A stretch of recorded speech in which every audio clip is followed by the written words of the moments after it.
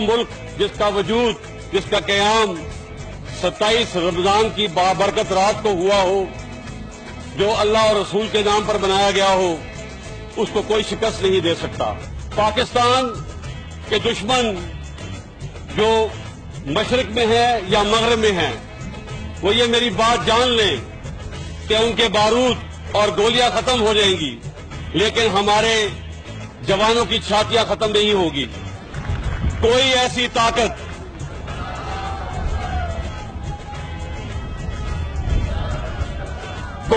ताकत जो पाकिस्तान की तरफ गलत नजर से आंख उठाकर देखेगी या पाकिस्तान के अंदरूनी और बैरूनी तौर पर पाकिस्तान को नुकसान पहुंचाने की कोशिश करेगी, मैं आपको यकीन दिलाता हूं कि पाक फौज और तमाम इदारे उसके सामने शीशा पिलाई हुई दीवार की तरह खड़े हो जाएंगे और उनके तमाम नापाक अज़ाइम को खाक में मिला देंगे। ये जो झंडा हमने आज सरबुलंद किया है, ये हमारी तरक्की और बुलंदी की अलामत है।